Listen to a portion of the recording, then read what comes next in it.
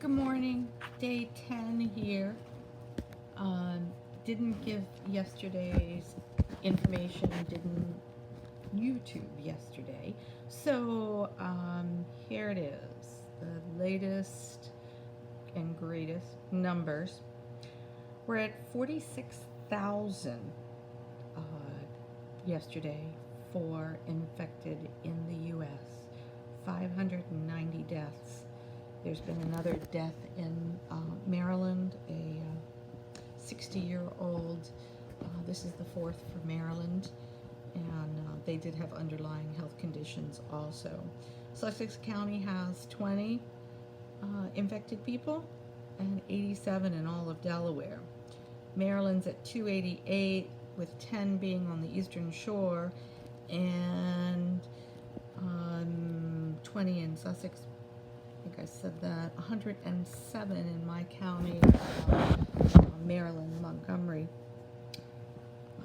Interesting statistic yesterday was 80% of coronavirus patients are 65 years and up. 80% of the coronavirus patients are 65 and up. And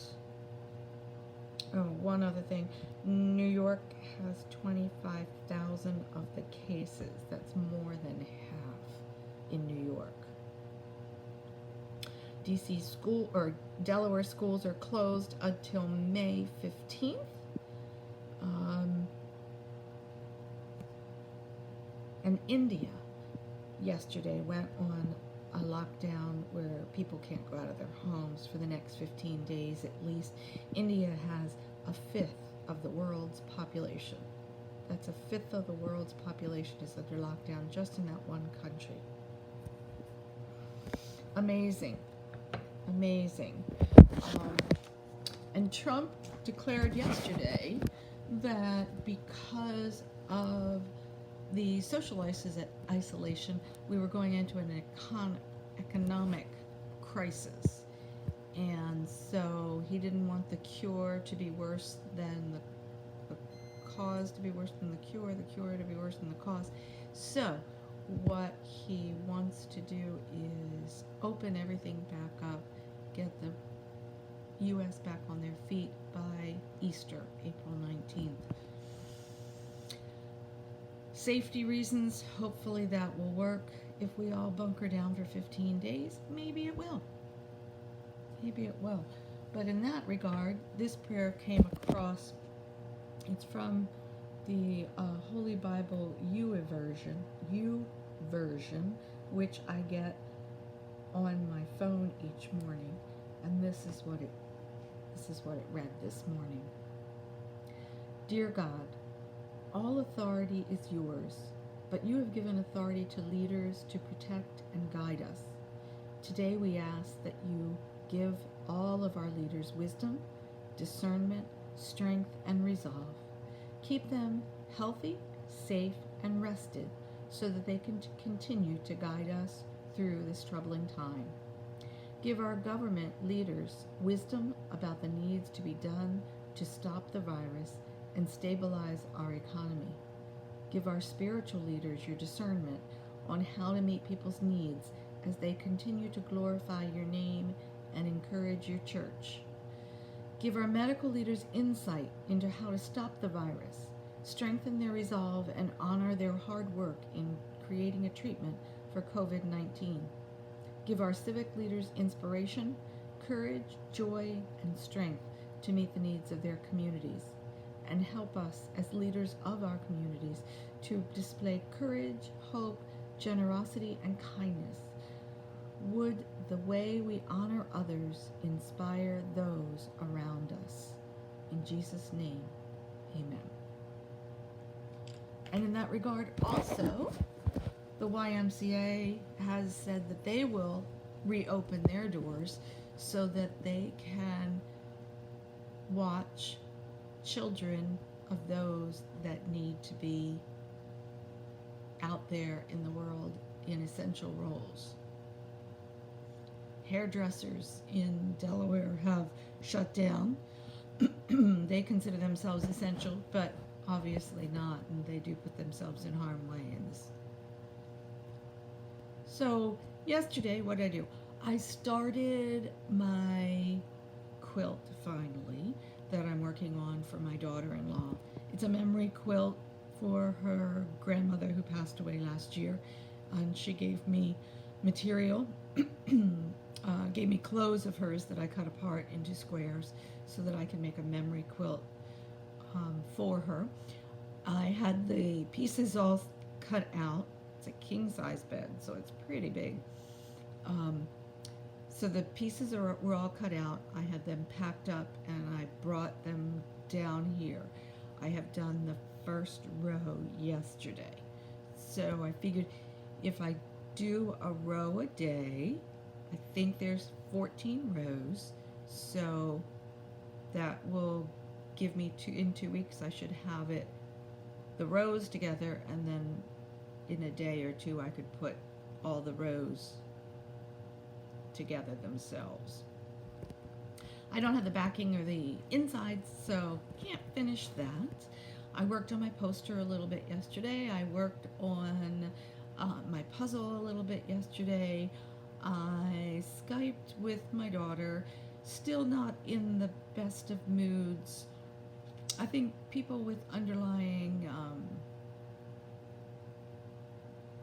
sad diseases, the seasonal deficiency disorder, seasonal affective deficiency, whatever that one is, that don't like winter and sort of are sad during winter. Probably this is a disease that very much affects them. They also suggested that OCD was very affected during this time frame. So been thinking about those who are very concerned and wash their hands often and have to go out into the workplace, how this is affecting them. Not the easiest thing for them either. Made some popcorn last night. Had that while I watched The Good Doctor. Been watching that because I have rheumatoid arthritis, and the young girl on The Young Doctor, one of the doctors, has rheumatoid arthritis. She was having difficulty with the methotrexate, which is what I took and had difficulty with. Not quite like what she had. She was throwing up. I was just nauseous, and I wouldn't have been able to work like she was, but she was a lot more determined than I am. She opted to get an operation to have something of the lining in her hands removed. It was very interesting. I was anxious to see how that was done. They flipped to a earthquake that happened, and then flipped to her in the hospital with her hands bandaged. So obviously she had the surgery done. But of course with the earthquake, she is now using her hands. She was told not to at the beginning of the show, and that she could ruin her hands if she did. And of course she pulled off the bandages and started working on a patient, as any surgeon who sees a dire need would do. So it'll be interesting to see what happens with her. Next week is the season finale, so this is part one. This was part 1 of 2, so we'll see what happens with that. I was following her because of mine, and just starting back on the methotrexate injectably to help with the RA. Well, today looks like it's going to be a rainy day. It's wet out there, but it's starting to lighten up a little bit. I got up a little bit early this morning, around 5:30, 6 o'clock. So I'm up, I have my coffee, and waiting for the sun to rise. Going to watch a little of the local news today to see, what's going on there. Prayers for, that was a great prayer this morning, as far as prayers for our government, with all the decisions being made between whether our health is more important or our economy is more important. we're retiring in a couple years, and yes, our economy is extremely important, and possibly we'd have to work a couple extra years if we got stuck with this, but our health is more important. If we don't make it through this, then we're not going to have to worry about the economy. So all of that is got to be weighed against each other, and with it mostly hitting the 65 and up, my husband is just turning 65 this year. That's a little concern.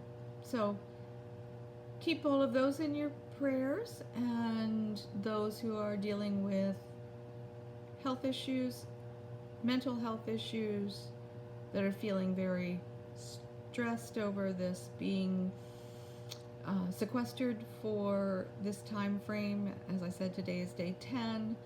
For a lot of people, this is their first week, and it is concerning. It's a difficult issue. Be with them. Be with all the parents that are home with their children that aren't used to it, that are dealing with math that they don't understand, with verbs and adverbs, and the teenagers that are trying to do their schoolwork online and getting distracted by the video games that are online, or the seniors this year, high school seniors, college seniors, those that are supposed to graduate. Keep those in your mind.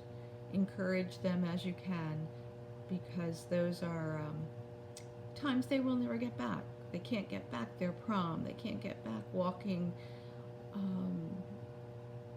They may not be able to receive their diploma the way that others have. It's a trying time. It's a really unusual time for this world, and there are a lot that are suffering and dealing with that. So keep those in your mind. I listen to WGTS on my Alexa app. If you have an Alexa app, you can easily access it by saying, "Hey, Alexa, play WGTS," and she will play that for you. WGTS from Anne's Tuning. And she heard me, and she's starting to play. So, on that note, stay encouraged, keep others encouraged, and have a great day. Rainy today. 48 for the high. Doesn't sound like a great day. Have a good day though today. Stay in and stay safe. Bless you all.